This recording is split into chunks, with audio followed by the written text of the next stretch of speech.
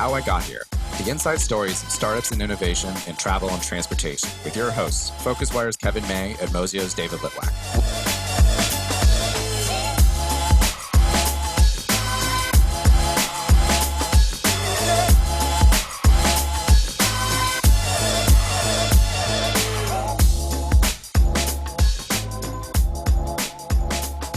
Hello, everyone. Thanks for joining us today for How I Got Here, PhocusWire and Mozio's weekly podcast about travel and transportation startups. Today, we're joined by Rob Wiesenthal of Blade.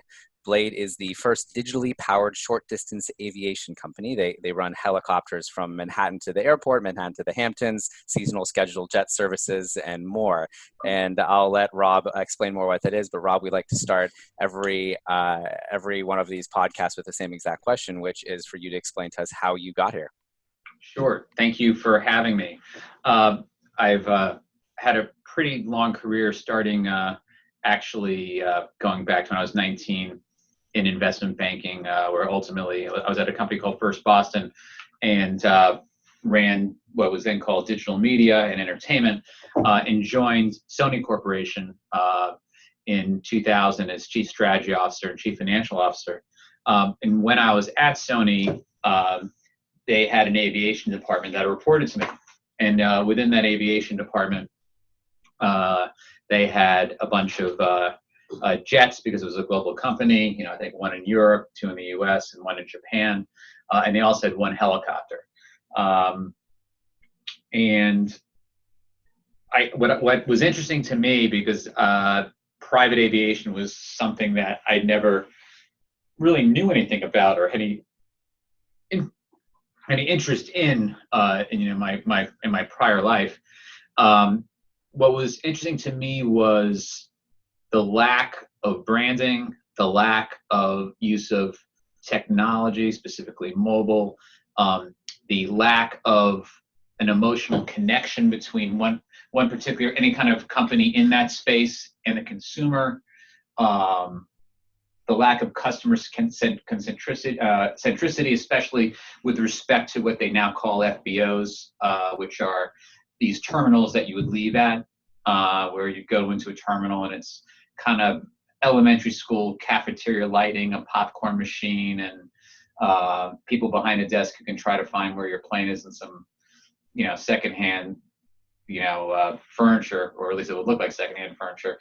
And for the amount of money that was being spent in this industry, it felt very B2B, very business to business, the marketing, the advertising, all that.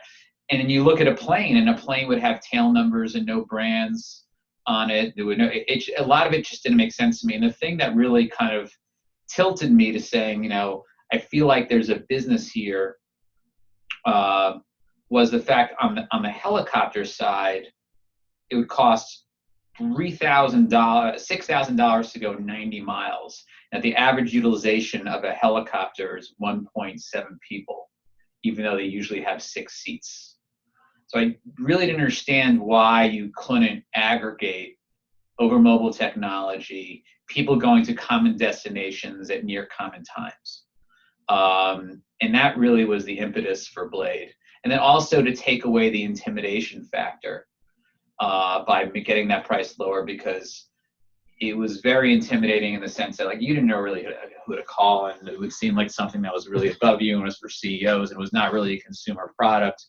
And then how do you market that and create something that is really enjoyable? Because even though we cut the price down to the time to $595 go 90 miles, and ultimately last year do $195 to fly to the airport, or $95 with an airport pass. We kind of broke the Uber SUV barrier in pricing. This was still a lot of money to the consumer, and how could you give them an experience that resonated with them? And that's why we started building our own lounges. We embraced mobile technology for booking. And we taught customer service to not only our people, but to pilots. And we learned about aggregation. And we spent a lot of time dealing with redundancy to make sure that missions go as smoothly as possible. And that really was the kind of the genesis of Blade. Thanks ever so much for joining us, Rob. We're really delighted that you're sharing the time with us. I'm interested. It's a fair leap to go from, dare I say it, the safe corporate world of Sony and entertainment and the music business to launching a transportation, or being involved in a transportation startup. What was your own kind of personal thinking about that as a going from a corporate exec to an entrepreneur? How did you kind of get yourself into that zone? Well, I guess there are two things. There are two questions that I had to answer, or two things that I really was driven to explore. Number one, in corporate jobs, there's an old line that the status quo doesn't like to lose its status. And which means that the way large corporations are organized and the way people are compensated, you're not, very rarely are you rewarded to take any kind of measured or calculated risks in terms of new products, new ideas, transactions, things of that nature. Yeah. Then also, it's to the benefit of the large organization, or at least there's the perception that it's the benefit to the large organization to keep people in their lanes. So if you're a numbers guy, you don't understand marketing. You're a marketing guy, you don't understand numbers. Stay in your lane, stay in your lane, stay in your lane. And I felt that the time when I decided, I incubated Blade when I was a chief operating officer of Warner Music. When I decided to join full time, I saw the opportunity to use muscles that I really wasn't given the opportunity to use in my former lives. And namely, building brands, creating an emotional connection between consumers and your product, and to be able to make decisions quickly and with as minimal bureaucracy as possible. I actually, I'm third generation entertainment to a certain extent. My son is fourth. And one thing about spending a lot of time in entertainment, despite the fact that I was, more financially oriented, business oriented, the story, a good song or a good film or a good TV show, it's about the story. And a great story is we tell stories in entertainment, whether it's a song or it's a film or a TV show. And I wanted to tell a story in a customer journey. So from the moment you first see a Blade ad, to when you walk into one of our lounges, to the way our staff is dressed, to the way they greet you, to the way you experience on board, say, Blade One to Miami, for a long haul flight, to what happens when you land. It was about creating a narrative that resonated with consumers, that created these unique moments that people would share. Because what I noticed was, especially when you think about the largest part of non-commercial aviation, kind of private jets, no one ever says, I chartered a jet with Atlas. I had an Atlas jet charter last week. You know what I mean? They had a jet, but we turned Blade into a verb. You bladed to Nantucket, you blade to the airport, and it meant something to people, and that was really exciting. And I think it was about telling that story and controlling the environment from the marketing side, the moment of booking, to the customer experience in the lounge, to whatever we can do in flight, to what we can do at landing, and what we do in terms of what we call recovery, which is when something goes wrong, and then how we can use events and activations and social media to kind of galvanize that customer base to come again and make it something. People have an affinity with the brand and use us versus someone else. Because if you want to think about in this world where everything gets commoditized, the one thing that is difficult to commoditize is brands. And to build your brand, in our view, is not only telling a story, but also to have sustained product differentiation. Yeah. Sustained product differentiation. So along this journey, we're constantly thinking about what can we do to provide our customer with sustained product differentiation, because you can get a jet from anywhere, you can get a helicopter from almost anywhere, you can get a seaplane from almost anywhere. So we have to do something different. Otherwise, it's a race to the bottom. It's going on Expedia and sort, right, lowest to highest, right? So so, you know, you think about, I'm looking at your notes here. I'm allowed to use the word OTA. It says here.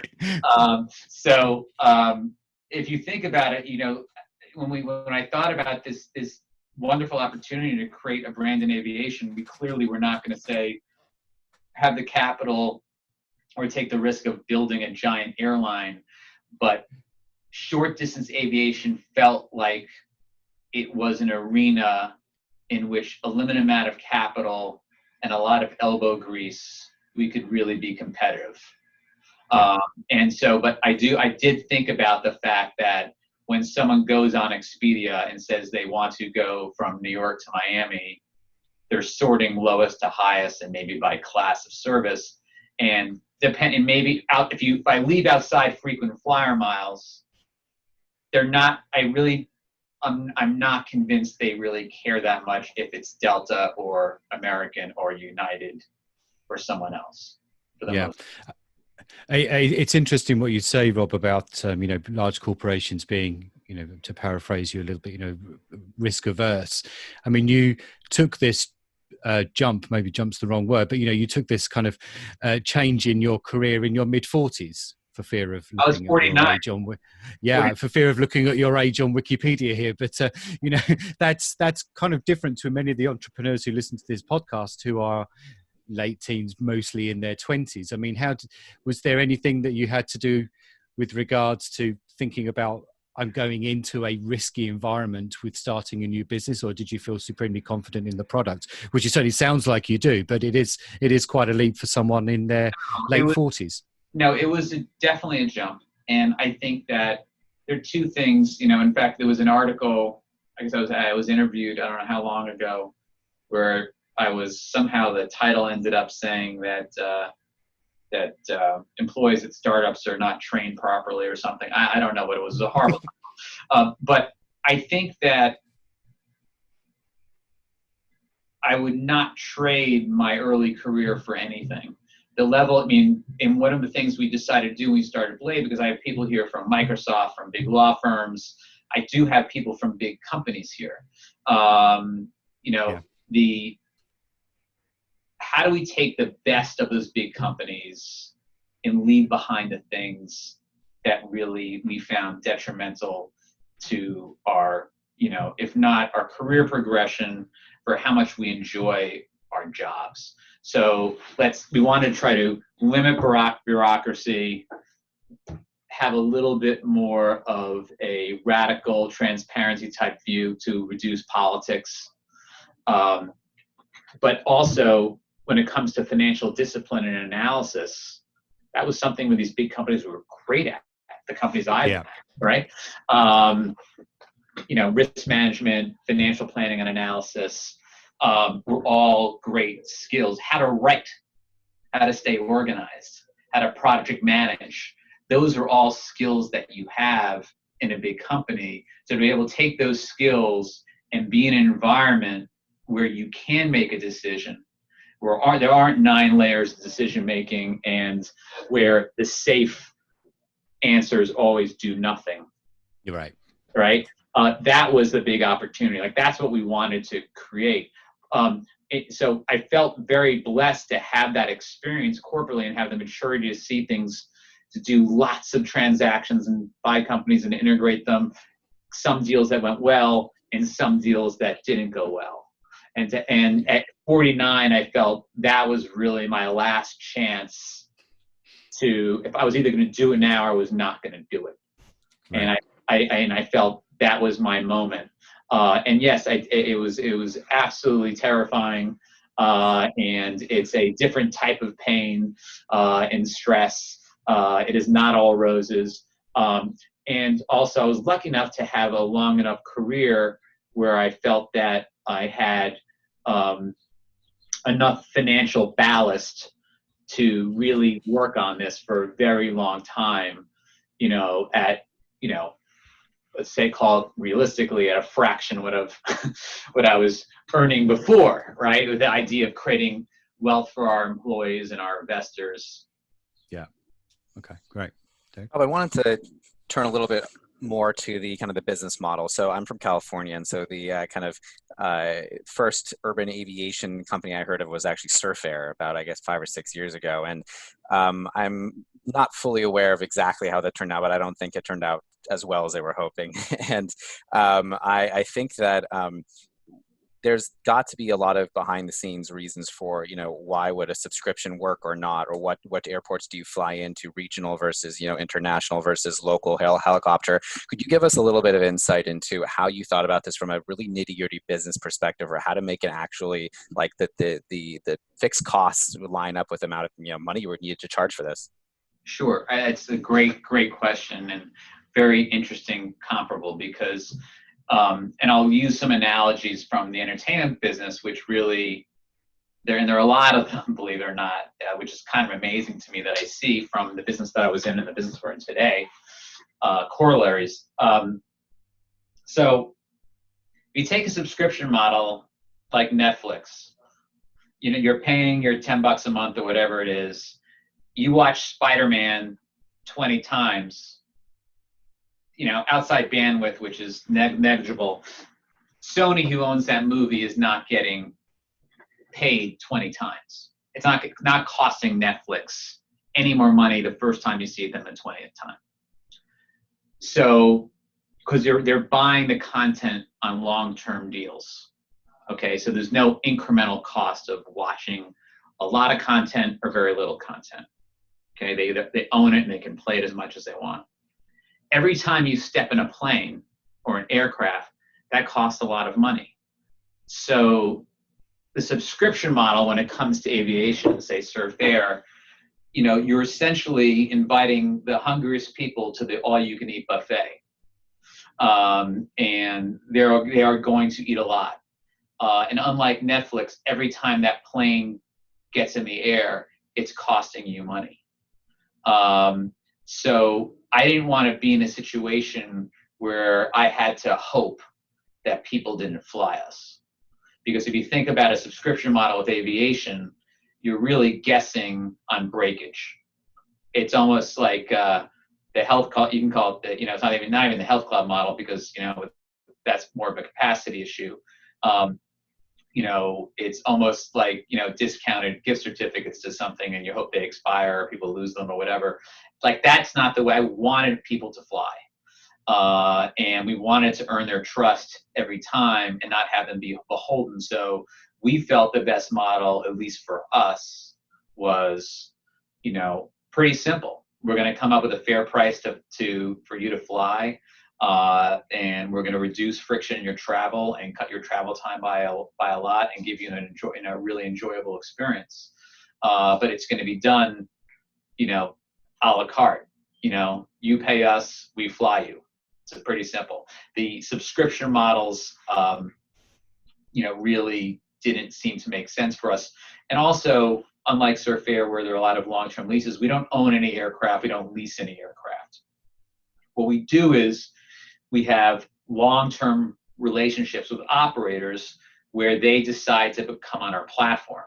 And the reason they come on our platform, once they're approved for our platform based on safety and diligence, type of equipment, pilot hours, their backgrounds on with respect to the FAA in terms of if there are any incidents or the records, they have to use our operator dashboard in terms of logistics, which is a big part of our technology platform. Both we kind of go from consumer to cockpit. They no longer really have to have marketing departments because we're marketing the flights. They don't need customer service because if you fly with Blade and you're upset because your flight was delayed for weather, they don't get the phone call. Blade gets the phone call. If you dispute something in your credit card, it was charged to us. We got to do it. So all of a sudden we found them.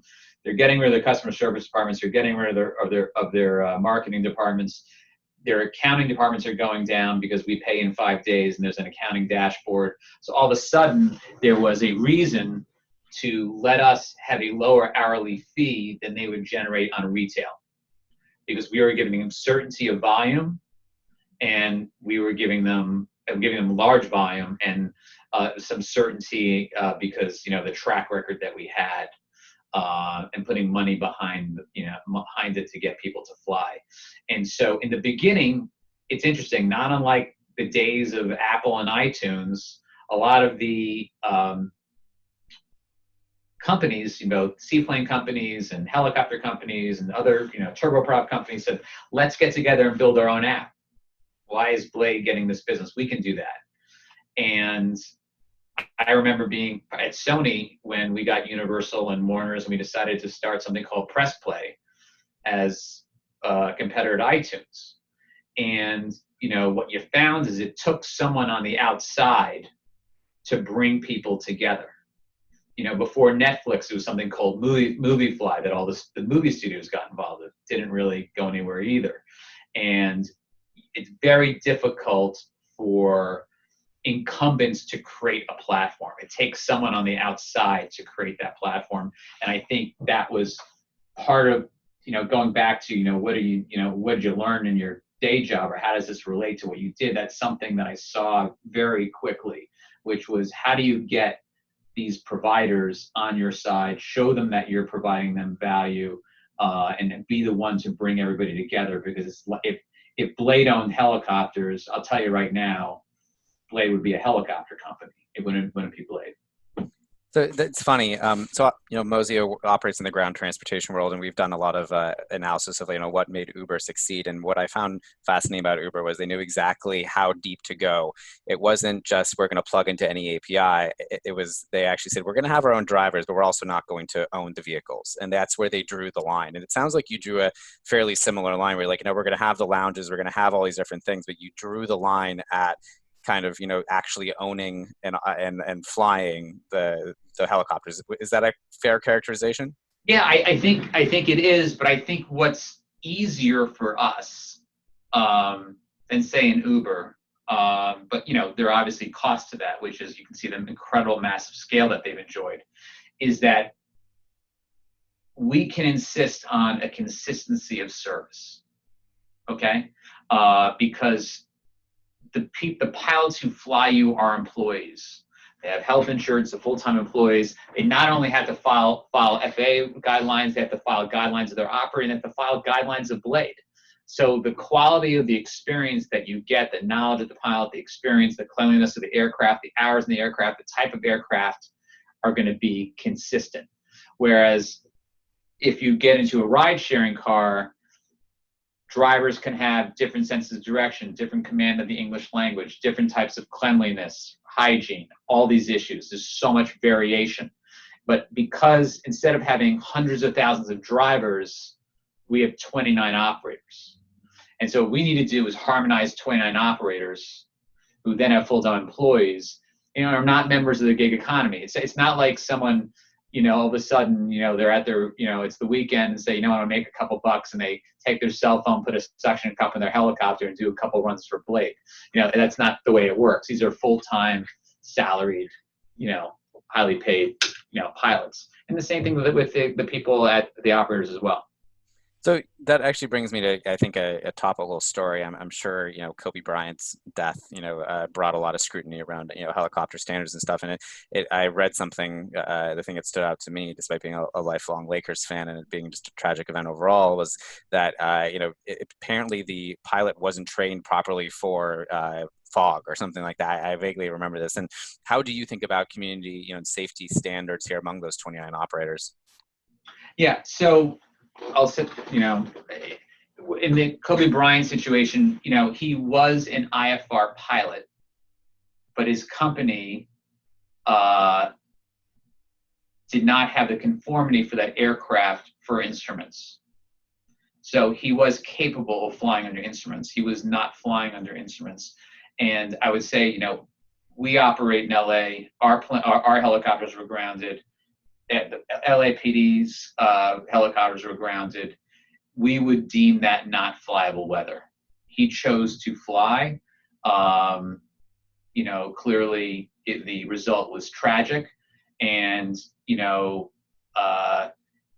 minimums for flying without instruments, or even with instruments, were not met. So there was a decision made whether it was something where a pilot was pressured, whether it was actual pressure because of passengers, or the pilot decided on his own. A decision was made to fly in what we view as unflyable weather. So it was not I think it's pretty clear that it was not a mechanical issue, but was a result of the decision that was made to fly at all. But going back to your question about safety, I think that we like to hold ourselves to a higher standard than the FAA in terms of things like inclement weather. One of the things we tell passengers, it's kind of very difficult. Sometimes we'll leave New York. You'll see New York, it's a sunny day today, and someone wants to fly to the Jersey coast, and it's zero visibility over there. And they say, well, it looks beautiful over there. And we say, well, on the route, it's actually very bad weather. And it's very difficult sometimes for customers to see situations where their flight is canceled or delayed. But, our view is that we would rather have you on the ground yelling at us about why you're not in the air than in the air yelling at us about why you're not in the ground. So, we tend to err, beyond on the side of caution. And one of the things we do to minimize the pressure that either a passenger will put on themselves or that our company executives do, we typically have a all-weather guarantee partner. It's been Cadillac in the past. We've had Porsche before. We've had Mercedes one year. And what that does is, in the event of inclement weather, we essentially put you in a car. The same way you would have gone there, and that car is waiting, and it goes to the airport you would have gone to, and it relieves a lot of that pressure. And also, when it comes to things like Monday morning commutes where people have to get to the office where they really feel under a lot of pressure, we're likely to cancel flights the night before and make a judgment, even though you really can't. Weather is dynamic, and you really can't make a judgment before then. So weather is something that we can make our own decisions about to fly or not fly. But the ultimate, in terms of once an operator has made that decision. So we are not an operator. So the ultimate decision maker is a pilot about whether or not he accepts a mission. Now, Blade can say, we still don't feel comfortable and not fly. But we can never, nor would we ever, choose to fly or put a pilot in a situation where they felt uncomfortable. Because ultimately, they have to make the final call. And then when it comes to other types of safety, like mechanical safety, everything from hours on the aircraft to pilot hours to, maintenance records in the past, these are all things that we, look towards to make, we have a head of safety who's former military and Homeland Security who does audits on a quarterly basis of our operators. And these are all things that go into our alchemy about whether to continue a relationship. And there are also things that are not safety, but give visual cues of safety. So sometimes you could go on an aircraft, a small plane, and there's weather stripping that seems to be falling out or a tear in the seat. And those are bad visual cues for customers because someone's saying, well, they won't take care of that tear in the seat, or I hear wind coming from this door because the weather stripping is falling apart. What's happening in terms of the mechanicals of the aircraft?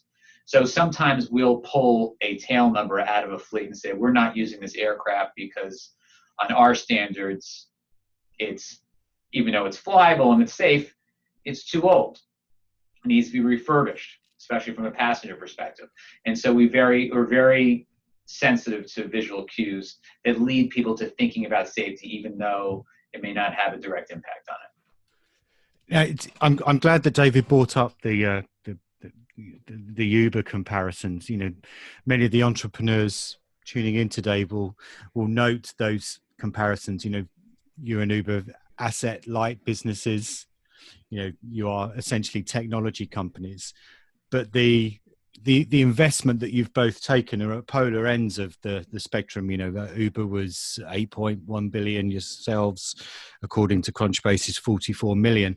I mean, the flippant question is, what could you do with 8.1 billion? But I suppose the more interesting question perhaps is, you know, why are they so different? I mean, what's the difference in the process around mass investment that they took on before they listed, and your kind of arguably more modest efforts?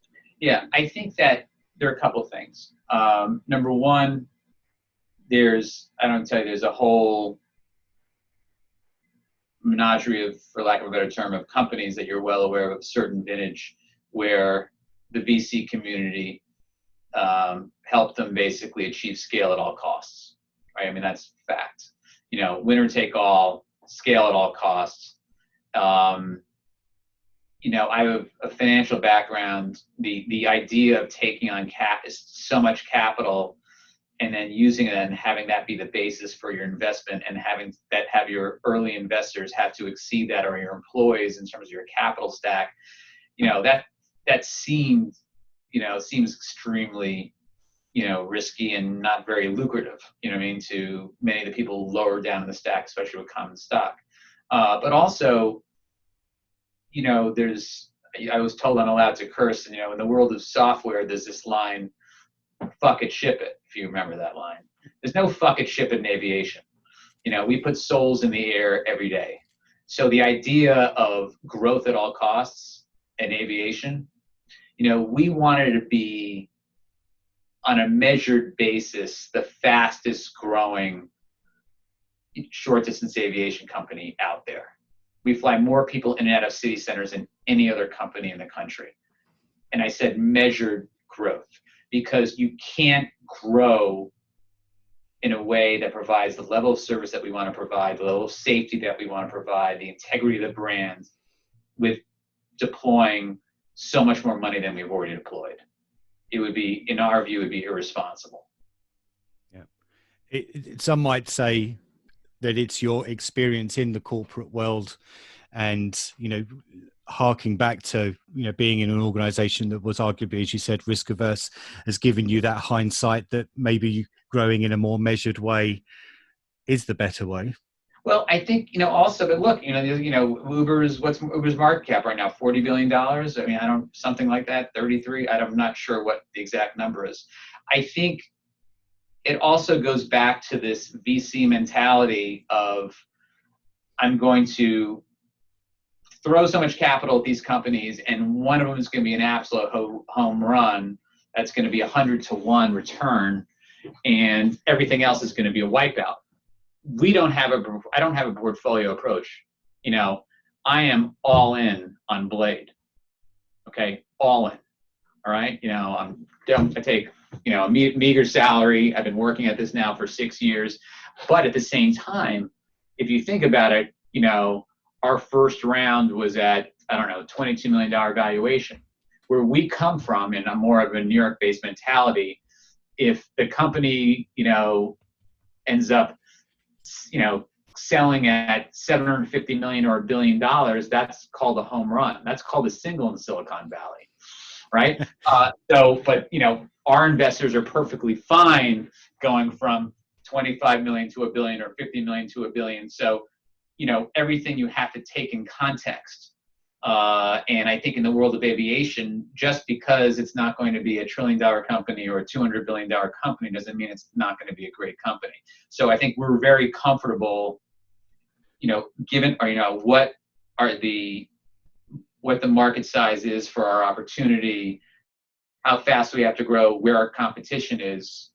And luckily, we're not competing with VC-funded companies that much that are growth at all costs, albeit Uber was competing with us in the airport business. My understanding is they've now decided to pull out of New York and not return for at least 2 years.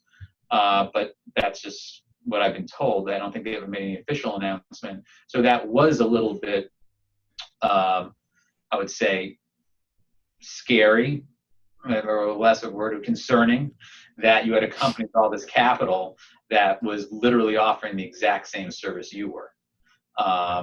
and that was flying from New York to the airport. Yeah. Just before David takes over, just a point of order. It was actually 3 times the 8 that they raised. It was 24 billion. So that's a mistake on my part. So that's even more money. So, yeah. And also, anyway. we've raised 58 million, but not that it really moves the needle that much for your analysis. David. Yeah, no, it's funny. I think that's one of the biggest things I give entrepreneurs advice on is like, you don't like your VCs are going to encourage you to be this billion-dollar, multi-billion-dollar company. And if selling for 15 to 20 could make you a millionaire and make you very happy, and don't forget that, and just make sure you know what you're getting into. But you mentioned Uber there, and there's a lot of talk about is Uber's economic model sustainable, and a lot of people who are savvy say they're basically banking on lasting it out to autonomous vehicles, and which brings me to flying cars and your big viewpoint on this. And you were a speaker of ours at the mobility and travel conference that we put on in January before all this went down at the Explorers Club in New York, and you were on a panel with another helicopter company, Voom, and also with I think it's Joby or Joby Aviation about kind of autonomous vehicles. And I'm curious how you view the network and the groundwork, no pun intended here, you're laying now to how that's going to really kick into action over the next 5 to 10 years when autonomous vehicles become more of a reality. Yeah. So since then, Voom has shut down, as you probably know, and some others have, which hopefully we knew there was going to be some kind of cleansing of the system. But the way we look at, listen, the name of our company is Blade Urban Air Mobility. And not in, I think the right analogy, and I keep going back to media, Reed Hastings called Netflix, despite the fact at the time he was putting DVDs in bags and sending them by mail.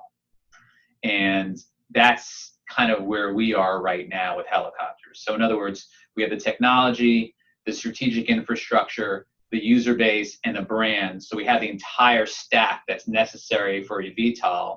And at some point, there's going to be an equipment swap where those helicopters are going to be swapped for vehicles that are quiet, that are more cost effective, quiet, more cost effective, and have probably hopefully smaller noise footprints and actual physical footprints. And so the thesis we have is, rather than say us investing in one vehicle and having to win against, the Airbuses, the Boeings, the even Jobys of the world, and William, and I think there are 185 manufacturers right now. People are trying to do eVTOL. That we could be in a situation where we can decide what is best for our customer and actually help define who the winners are of that race without building iron. Because that's not our core competency. We're not great, aeronautic engineers. We're great at customer experience. We're great at logistics. We're great at the technology platform required for, to make all this happen. But let's leave it to other people to decide what that right iron is in the future. But until then, let's have a profitable business using conventional aircraft as a bridge to get to eVTOL. And just to clarify for all of this, eVTOL, right, is electric vertical takeoff and landing, right? Yeah. So called air. You can call them air taxis or next generation helicopters. You can also call them. How do you? So I mean, Uber's big, thesis, right, is that they're going to establish the, supposedly the network effects, and I think those network effects have been proven to not be really strong these days. But to prep for that autonomous vehicle future, how do you view expansion and your network effects, and do you feel like you are creating this moat right now, or how do you view that? Well, I think where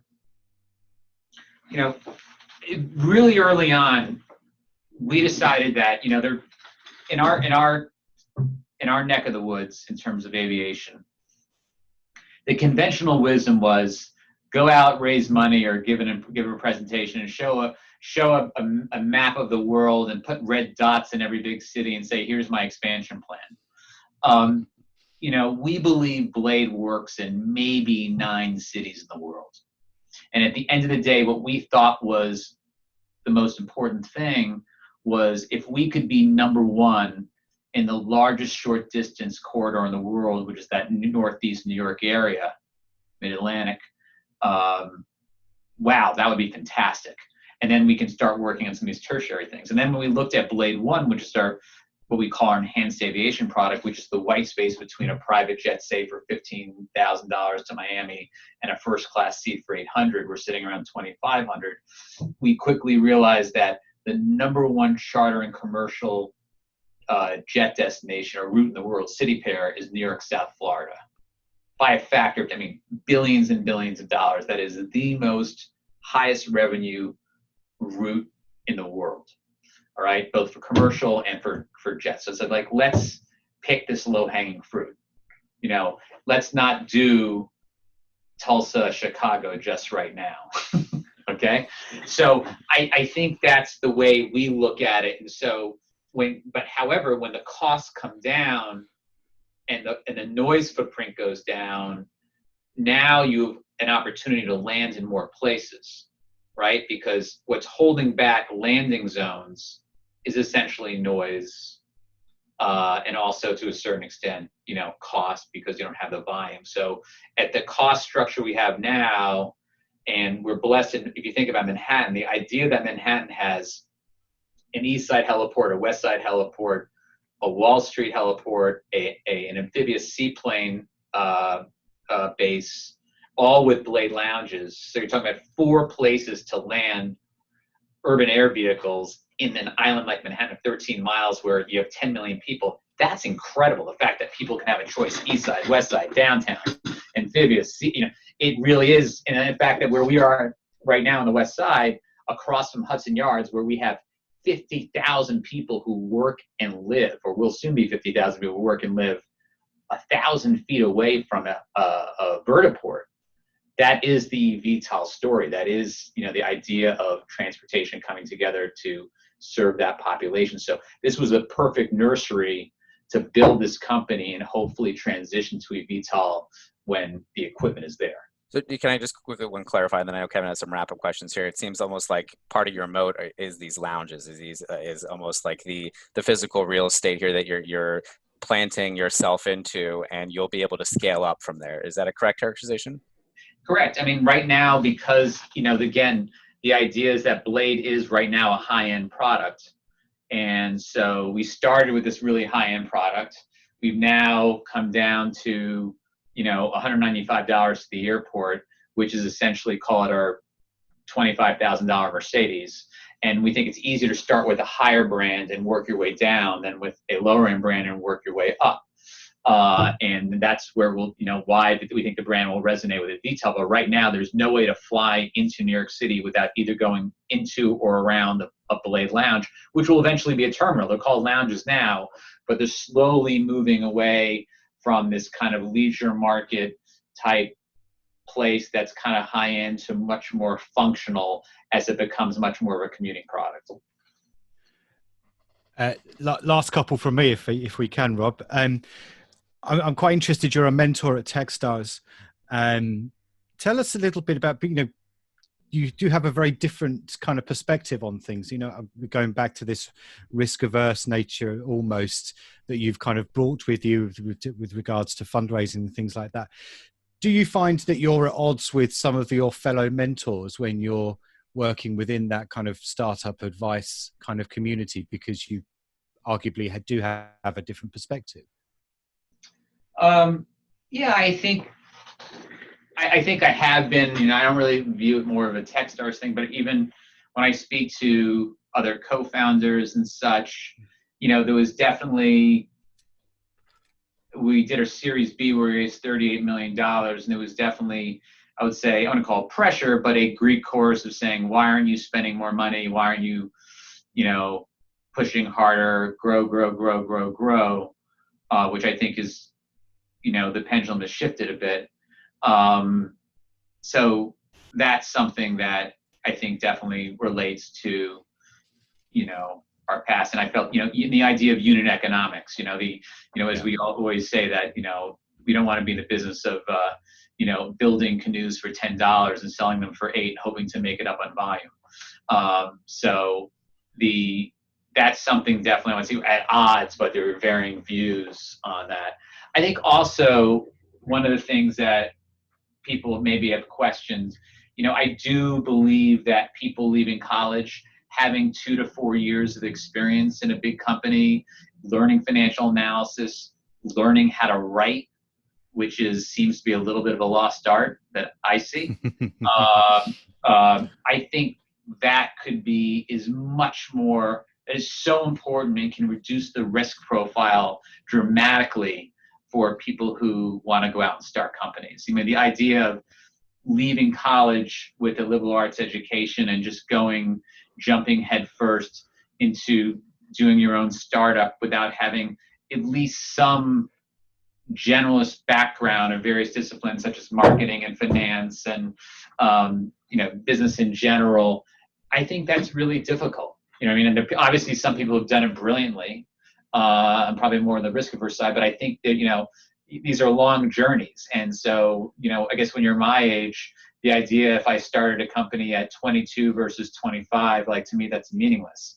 So I think people should explore some of these opportunities where they can actually build real strength in terms of their repertoire, in terms of skill sets. I never got an MBA. My MBA was at First Boston, where I learned financial analysis, and I learned how to value companies, and I learned about P&Ls and basic business economics. Okay, this won't be the most hard-hitting question you'll get, but it is our last question of this week's episode of the podcast. I'm curious, which is more terrifying? Is it starting a business like Blade, or is it performing at Madison Square Gardens with Roger Waters and your ukulele? That's a good question. I'd say, in the moment, there's nothing more terrifying than being on stage at Madison Square Garden and being an amateur ukuleleist. But that is a moment I will never forget, and I can never be more grateful to Roger for letting me enjoy 2 nights at Madison Square Garden with them performing The Wall. Great, thank you. Thank you very much, Rob, for joining us, the founder and CEO of Blade. Really appreciate your time. Some really excellent insight there. So thanks again from David and I. Great. Thank you for your time. Okay. And thanks ever so much for everybody for tuning in. This is another episode of How I Got Here. That's Mozio and PhocusWire's weekly entrepreneur interviews with those behind innovation, transportation and startups. So thank you very much to everybody for tuning in. Thanks ever so much from David and I. We'll see you next time.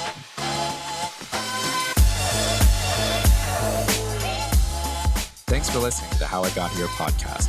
We'll be back next week with more insight stories behind startups and innovation in travel and transportation. Check mozio.com/move for a complete write-up of the highlights of every podcast with translations into 5 languages, and get your daily dose of news on the digital travel economy by subscribing to the newsletter at PhocusWire.com. See you next week.